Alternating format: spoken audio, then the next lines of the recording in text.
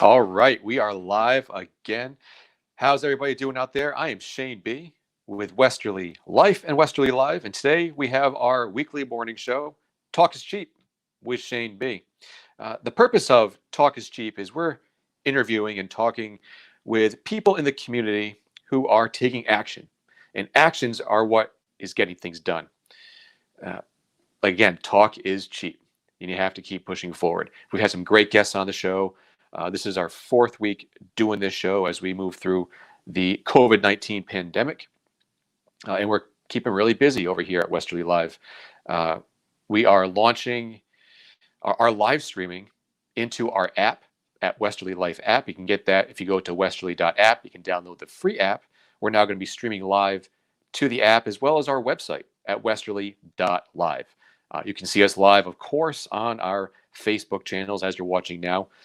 But if you want to move off the Facebook platform and go to westerly.live and as well as the app, and you can watch these live streams there moving forward as we do all of our live streams. Okay, so today's guest is, you have seen him all over Facebook with his live streams. He took action. We're talking about Caswell Cooke. We have him on the show today. And he's also the executive director of the NBA.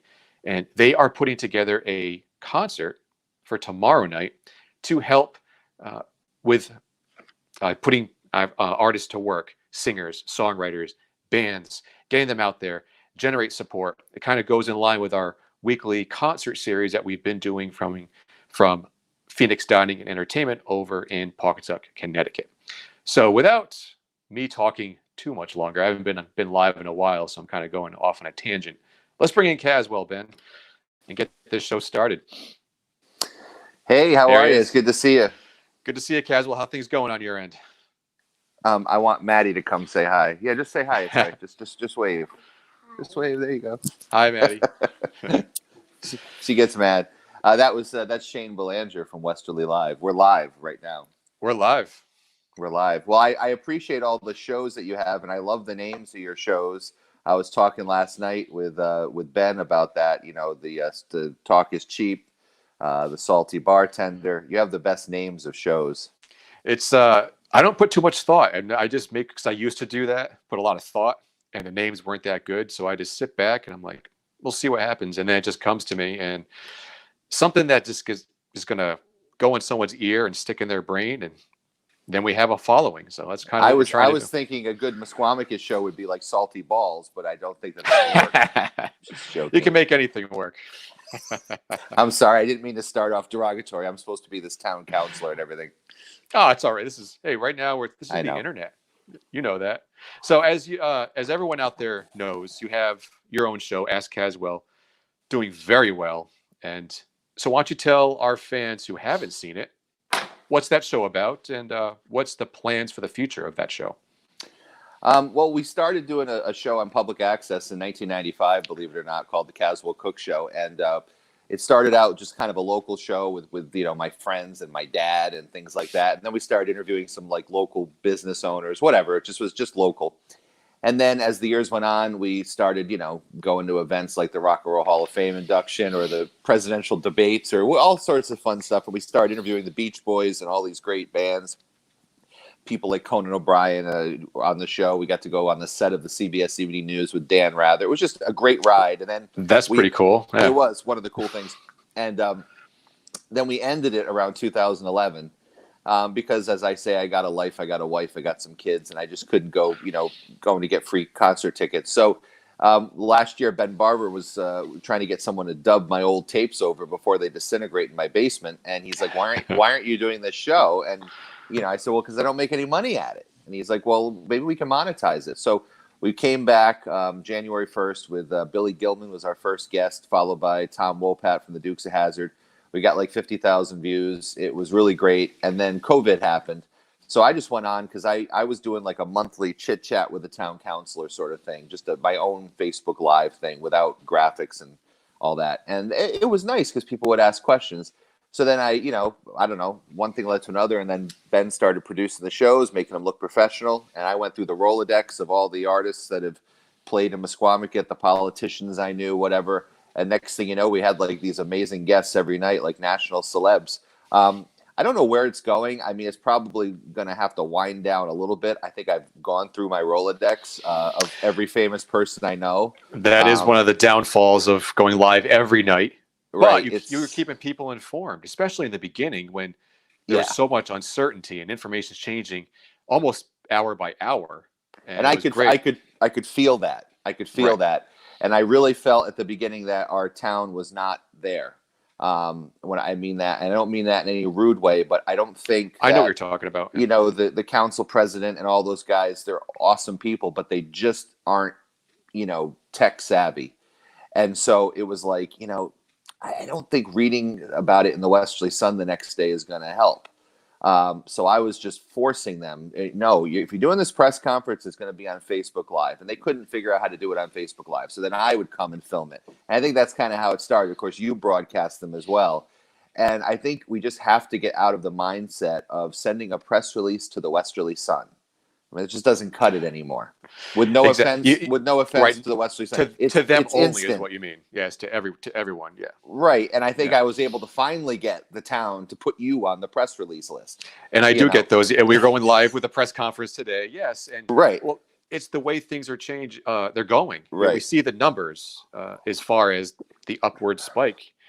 Yes, right now we have them captivated because there's a stay-at-home order. But when that does end in 2 months, whatever long it takes, we're gonna still have this technology around, and I think it's gonna be a hybrid of the old and the new coming together. Yeah, I do too. I think so. We've done these live streams. We started doing the same thing at Christ Church, as you know, because you've done a lot of work, and so has Ben. But I was just we were sort of doing the Facebook Live thing, and then again we morphed into this.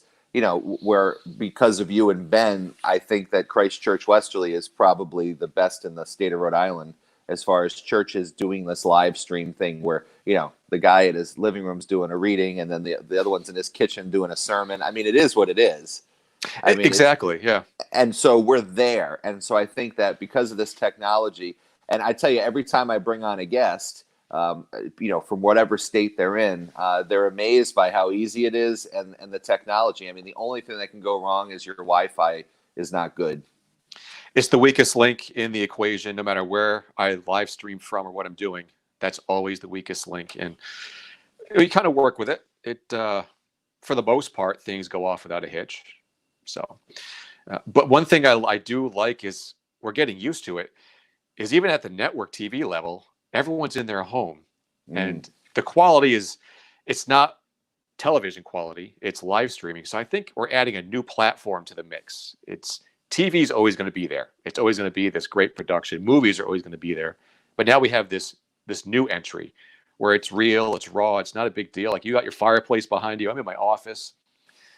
And I think it's a great thing. And it is. And I think in future years, this will become NBC broadcast quality. And we'll look back at these old broadcasts like this and be like, oh my God, the quality was so terrible. Yeah, I know. Look how bad that was. But to us, it looks like it's pretty impressive to be able to see the scrolling underneath and to be able to see all the different graphics that can be put up, the videos that can be played. You know, so it's like live streaming has come a long way. But you were the first one in Westerly to do all this. Thanks for that. And I saw it happening about 2 years ago. Is when I'm like, there's something to it. And slowly over time, and there wasn't gear that was dedicated just for this. So what you're doing is just reading blogs and you're going into chat rooms and you're trying to find out what other people are using. And you piece this thing together. It's like a Frankenstein kind of piece of equipment, but it works. And it's great because now the equipment's getting better. Because of COVID-19, their R&D is they're spending so much on it. And the stuff gets smaller, better, sharper. And like you said, right now, we're at 3 different parts of Westerly, and it's all coming together right here. So this is amazing. This kind of leads into what the NBA is doing tomorrow with the concert. So why don't you tell us a little bit about that, how that's going, and what we can expect from that concert tomorrow night? Yeah, well, we're going to be on all these, live platforms. We're going to be on Westerly Live. We're going to be on WBLQ. We're going to be on 102.3 FM The Wolf. Misquamicut Beach, Caswell Cooke Show, anything, and as many platforms that we can simulcast, as they used to call it, or they probably still call it, that we can simulcast this concert on. So we figured with all the numbers put together, we're going to be able to reach around 170,000 people, which is nuts. That's amazing. That's amazing. Not that they're all going to watch or anything, but we hope they do. But the potential reach, it's huge. Right. So, and then, of course, the YouTube platforms. I mean, for those who want to sit in their living room and watch it nice on their TV, they can subscribe to Misquamicut Beach on YouTube. It's a platform we haven't used a lot. We've only got like 20 subscribers. I'm hoping that tomorrow changes that, and we're able to use the YouTube station, as something, really good. And the quality looks great. I mean, Ben was showing me last night. But this concert, I mean, it's kind of a combination of two things that we had to cancel, which were kind of sad. We had to cancel. Right. The Misquamicut Business Association is turning 20 in May, and so we were supposed to have a party last weekend at the Windjammer, and that obviously didn't happen. And then 2 weeks from now, we're supposed to have had Springfest, the 10th annual. Was going to be huge, and then we had to cancel that. So we figured, well, I think it was Tim Brennan from the Two Little Fish down in Misquamicut who said, well, let's do something online. And of course, we've seen these concerts the past couple of weeks. They did the big One World concert on all the networks with people from their living room, the Rolling Stones, Yep. four screens. And then there was this great Kenny Rogers tribute a couple weeks ago with like Lone Star and different groups, Dolly Parton. And they were doing it live streaming. And you could tell the ones that had cameras and the ones that were on their phones. But it still looked pretty cool, and so I'm like, I think we can do this. So again, the Rolodex came out, the virtual Rolodex, and we put out a call for local artists that want to be a part of it. So we've got a whole lineup of local people that are going to be part of this fest, and then I pulled in some of my national friends, especially John Ford Coley, who's got 5 top 40 hits. Really love to see it tonight. Nights Are Forever Without You, Sad to Belong, We'll Never Have to Say Goodbye Again, Love Is the Answer. He's played at Misquamicut many times, and he's one of our guys. John Batdorf, another big singer whose song Wham Bam was in Guardians of the Galaxy soundtrack. And then Al Copley, Roomful of Blues, Jeff Ross from Badfinger and the Peter and Gordon Band. So we got some national celebs, and then we got some local celebs, and then we got some great co-hosts, including the Lieutenant Governor, who's like a best friend of Misquamicut. At this point, he might as well live here. And he has his own show too. Speaking of, Ben and I, I pitched it to him, and Ben produces it. So we got the Ask Dan show, and then Megan Mooney from Channel 10 co-hosting, Pat Cole from The Wolf, and myself. So it's going to be 3.5 hours. It's looking like 3.5 hours now of just music and raising money for the Chambers One Fund. That is great. And the good thing about music and what we've learned over the past weeks of doing these concerts is a lot of people will just have it playing in the background too, so they can get that live music. And we're finding that with the live streams.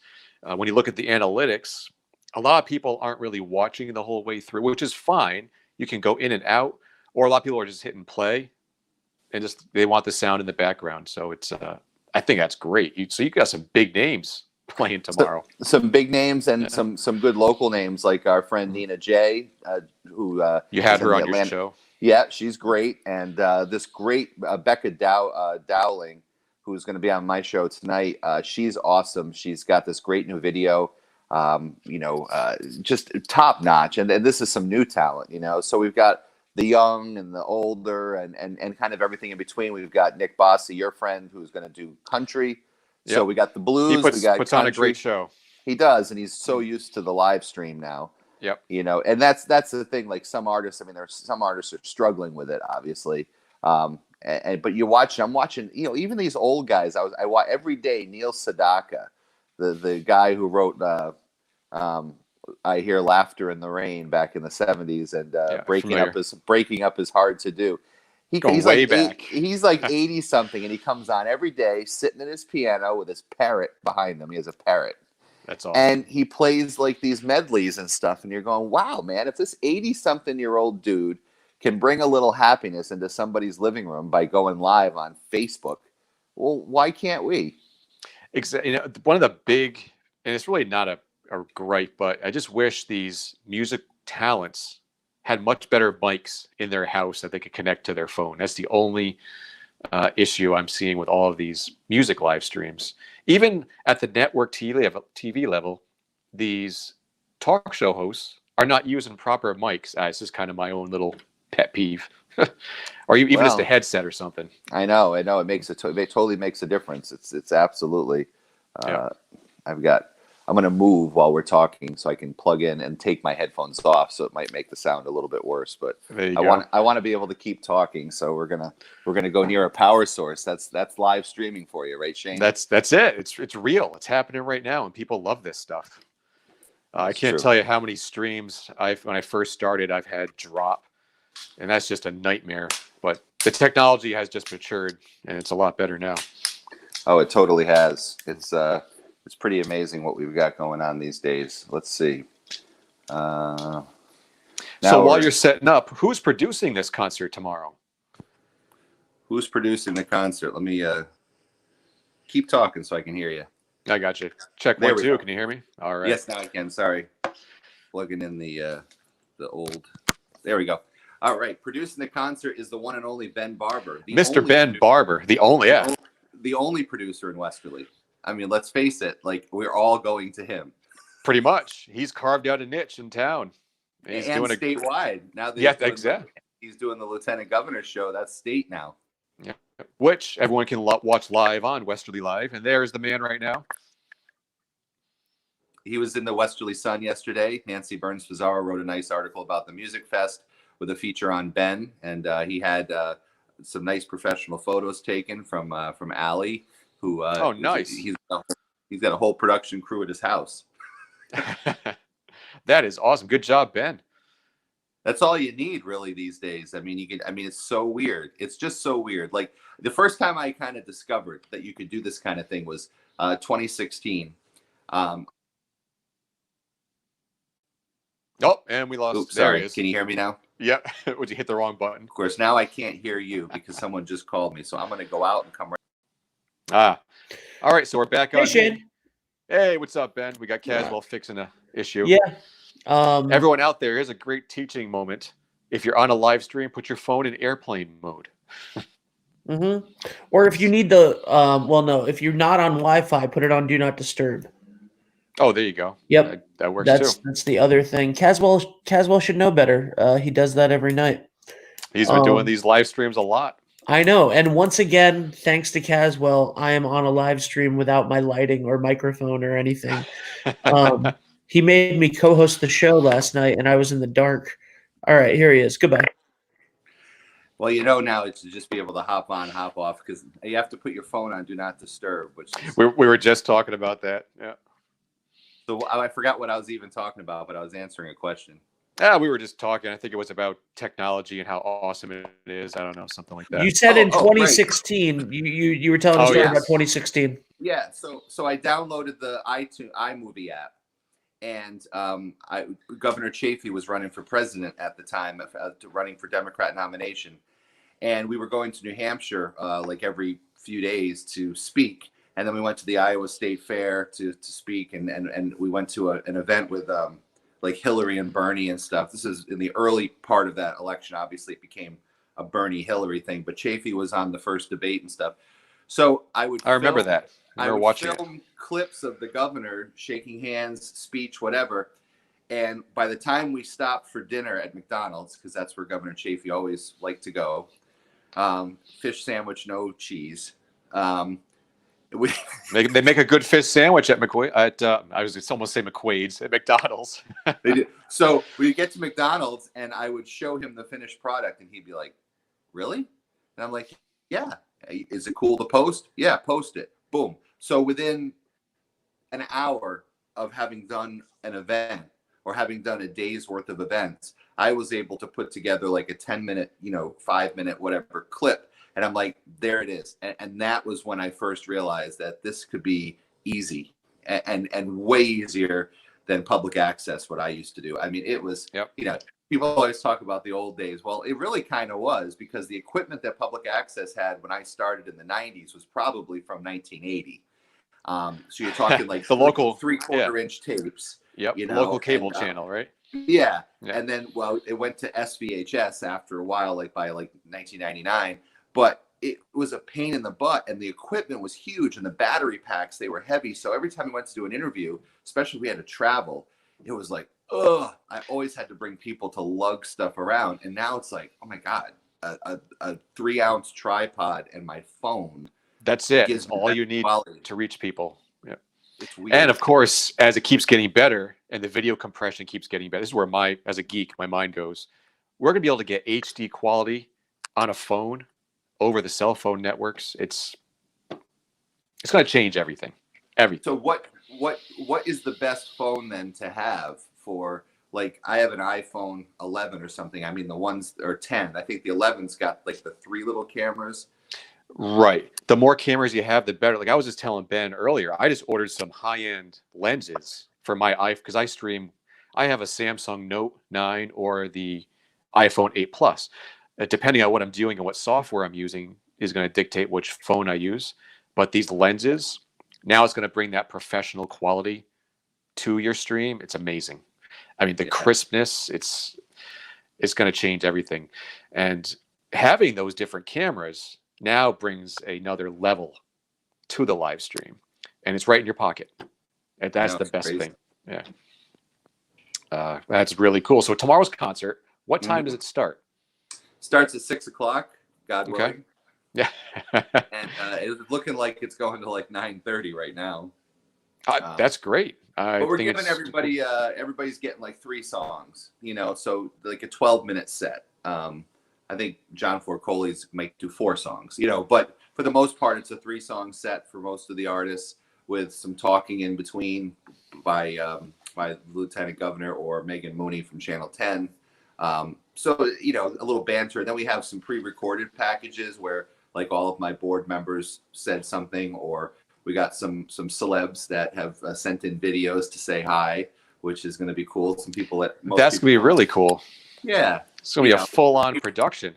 It's going to be a full-on production. We're trying to make it as simple as possible. But, you know, being live, it's technology. Yeah, you never know which way it's going to go. All you can do is roll with the punches. We don't want Al Copley to be playing his piano and then someone calls him and it kicks him off. It's fun. We just said that too when you disappeared there for a minute. When you go on a live stream, always put your phone in do not disturb, or on an iPhone, it's even easier. Just hit that little switch. Yep. And you're all set. That's totally true. So, Caswell, is there anything you can tell us about if there's any news to report about the beach this summer? Can you give us anything? Yeah, there is. There was 2 things. The one, there was a phone conversation that I was invited to participate in, which I was thankful, with Janet Coit, who's the director of DEM, the Department of Environmental Management. So she's a cabinet level official for the governor. So she had a conference call with DEM, like the people that run the beaches and parks. And then she invited people from the different towns who have a park or a beach in it to join the phone call. So I was on the call with the town manager and the police chief. And they said, look, we're going to open, and we're going to open beaches first, but we don't know exactly how or how soon.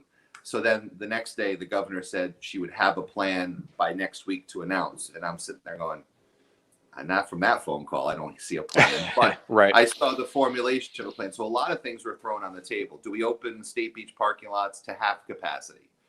Well, then the police chief said, okay, you do that, and then you're going to have people down the street filling their lot, charging $100 in price gouging.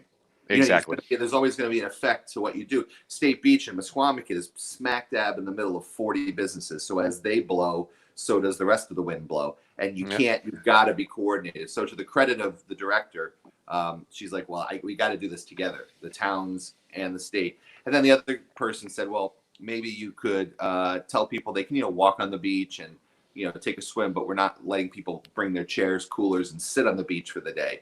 And the police chief said, okay, who's enforcing that? Exactly. That's not. There's 20 DEM cops in the state of Rhode Island, maybe, and the Westerly police, they got better things to do than walk up and down the beach with 10,000 people on it. And I kind of raised the point to these people. I'm like, look, 4th of July comes, 90-degree weather, open or closed parking lots, people will find their way to the beach. So and they'll you gotta find, yeah, yeah, you got to have a plan. You got, and then the people are like, well, you're going to discount rate the beach. No, it's $30. It's yeah, $30 for the season for a beach pass season. You want me to pay you to go? exactly. Yeah, I know, So right? cheap. Like, let's just forget about it. But so I don't know what the plan's going to be. I mean, we'll be able to talk more about it next week. But it's going to be a phased reopening. She'll probably say, you can go walk on the beach, take a walk on the beach, things like that. For the next couple weeks. The good news is this may open and pass just as that peak season hits, and if that happens, things will be okay. But if we're still like this on July 4th, then I don't know. I don't know what to do. Right. I'm hoping that there is at least going to be some summer. I'm hoping there will be. And like you said, if we can get to that surge point and then be on the downturn of this virus's path, hopefully that will happen. It seems like it's happening in some places, and Rhode Island seems to be like a week or two behind New York, because we got it a little bit later than they did. Right. So my thought is that by the end of June, I mean, maybe there won't be a summer pops with 20,000 people in the park. Right. You know what I mean? But I can't imagine that we're still going to be cooped up in our houses 2 months from now. I mean, I don't have a crystal ball. Neither does anyone Right. else. No one does. We were all speculating here, but that's what the evidence is suggesting, that it's kind of going in that direction. Right. Because I don't know any, I mean, someone asked me, or at Channel 10, I was doing an interview with Channel 10 just before you. And they were saying, what effect does this have on the businesses? I said, well, we don't know yet. I mean, it's been bad. It's been terrible for the economy. Everyone's on unemployment. Hairdressers are closed. Restaurants are doing curbside. But if this was happening in July, it would be way worse, because all of the seasonal businesses in Rhode Island would have been forced to close. All the summer jobs for all the kids are at the beach. Let's face it, Patty's has 100 employees right there. Easily. So, yeah. So the economy will get worse if it's still closed come June 28th or something, whatever that magic day is that kids get out of school and families start going on vacation. So I don't know what the answer is, but I think it's going to be like we're going to just slide into the summer and be okay, I think. Yeah, we'll get something. Well, I was just reading. We'll do better than the Alaska cruise ship circuit will this year. I don't know if you read that. They pretty much canceled all cruises to Alaska, and that's going to just hurt that economy. Because I lived up there and just saw the amount of money that would flow into the town I was living in, Skagway, in 5 months was astronomical. And to have that just close up, I don't know what they're going to do. Yeah, and I think places like, arenas and civic centers, those are the places that are going to be, tours for like large audience, like the Taylor Swift tour kind of thing. Those are going to be things that are probably going to be pushed off late into the year. Like, I don't think that you're going to fit a couple thousand people in a place like PPAC exactly anytime soon. I think luckily going outside to the beach in the wind is probably safer than going to Lollapalooza. Even though it's still a large group of people together, it's not like they're not on top of each other necessarily. So believe me, there's no easy answer to any of this stuff. But I think that we'll have some kind of normalcy returning, and people are just going to still be conscious of the hand washing and the distancing and the masks and whatever. I mean, I don't want to wear a mask to the beach. That's awful. But... I know. Was this the 1920s? Imagine. And then we got to think about our drive-in at Misquamicut. We haven't made a decision, and we're supposed to open May 15th with Jaws. A lot of people, it's weird. Like, you get like 70% of the people are like, oh my God, open the drive-in. That's like the safest thing to do. And then there's that 20% that's like, or 30% that's like, no, it's not safe. They're all going to the same bathroom. They're all, Yeah, the facilities, exactly. Right. And so my board was very divided, because when this all started last month, people were like, open the drive-in early, give us something to do. And I'm like, yeah, that's a good idea. And even the governor's office said, yeah, all right. But then some of my board was like, we don't want to encourage gatherings, even if it's in your car. So, but I'm thinking that in 3 weeks, we might be okay to do a drive-in type thing. Maybe we don't have the restrooms open, or maybe we just have a person at the door letting people go in one at a time, something like that. Right. Maybe we don't sell the hot dogs. I don't know.